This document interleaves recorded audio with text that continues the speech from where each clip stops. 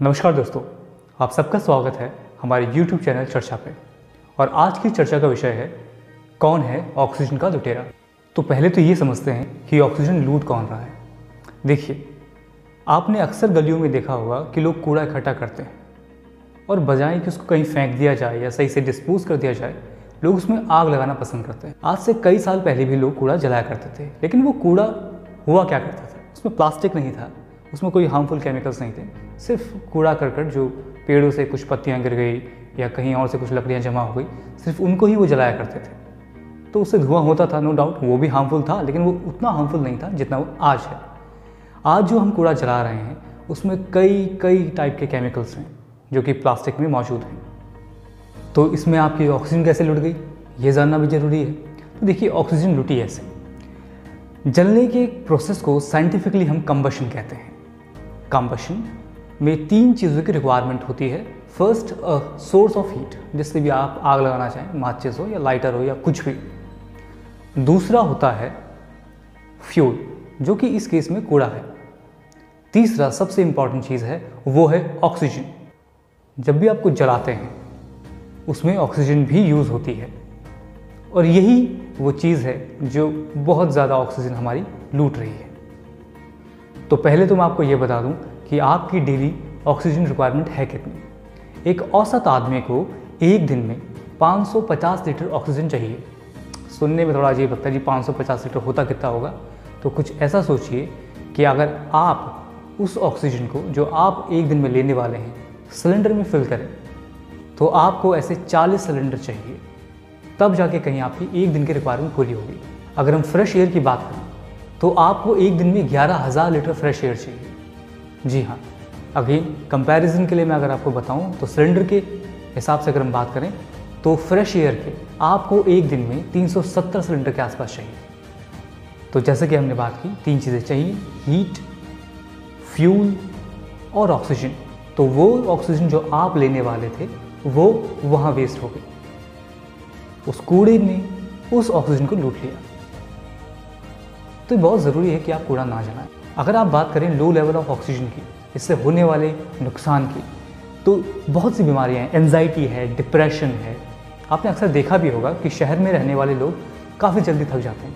इसका रीज़न ये नहीं है कि खान पान बहुत गंदा है या और कुछ। इसका मेन एक की रीज़न ये है कि यहाँ ऑक्सीजन की सप्लाई बहुत कम है। खैर, सप्लाई तो है, लेकिन कुछ बिल्कुल ही बेकार के कामों में हम ऑक्सीजन को यूज़ कर रहे हैं, जिसमें से एक है कूड़ा जलाना। आपने एक डिवाइस का नाम सुना होगा जिसे हम ऑक्सीमीटर कहते हैं। तो आपने अक्सर देखा होगा कि डॉक्टर एक डिवाइस आपकी उंगली पर फिट करता है। वो पहली चीज़ जो वो चेक करता है, वो चेक करता है आपका ऑक्सीजन लेवल, कि आपके ब्लड में कितनी ऑक्सीजन है। इतनी क्रिटिकल है ऑक्सीजन, क्योंकि जब कोरोना होता है तो ऑक्सीजन का लेवल नीचे आ जाता है। तो कोरोना तो बाद में आपका ऑक्सीजन लेवल कम करेगा। ये कूड़े जलाने की प्रक्रिया से आप खुद ही अपना ऑक्सीजन का लेवल कम कर रहे हैं। दूसरी बात, ये वैसे भी सही नहीं है। मान लेते हैं आपके पास भरपूर ऑक्सीजन होती भी, फिर भी अगर हम बात करें प्लास्टिक को जलाने की, तो जब प्लास्टिक जलता है उसमें से काफ़ी टॉक्सिक गैसेस निकलती हैं, जिनमें से कुछ के नाम मैं आपको बता देता हूँ। पहला नाम है डाइऑक्सिन। ये हाईली टॉक्सिक है और आपके इम्यून सिस्टम पे हमला करता है। दूसरा है फ्यूरॉन्स, जो कि कैंसर पैदा करते हैं और ये भी टॉक्सिक होते हैं। और तीसरे हैं पॉलीक्लोरिनेटेड बाइफेनाइल्स।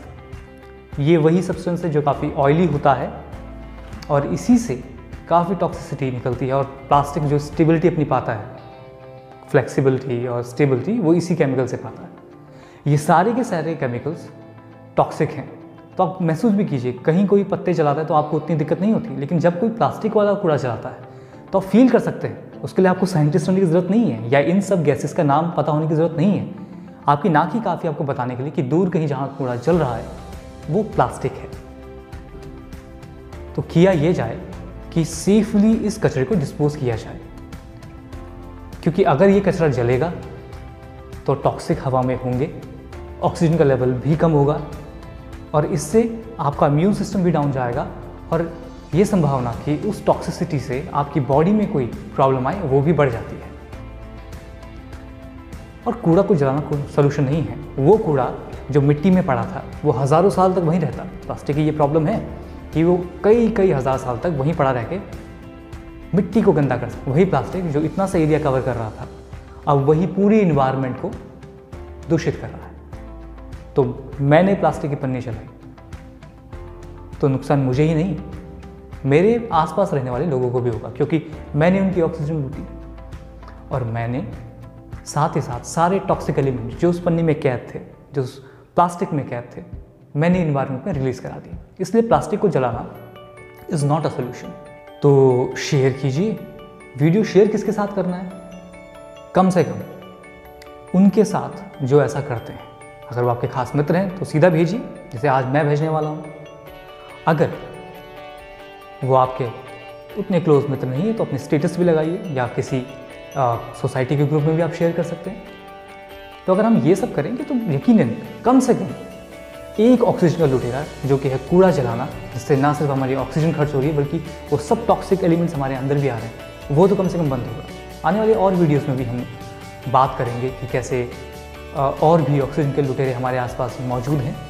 लेकिन उससे पहले एक अनाउंसमेंट आप सबके लिए है कि हमारी सीरीज़ जो कोविड पे हमने कुछ टाइम पहले बनाई थी, अब हम उसको अपलोड करने वाले हैं। तो चैनल को आप सब्सक्राइब कीजिए ताकि आने वाली सब वीडियोस की नोटिफिकेशन आपको मिल सके।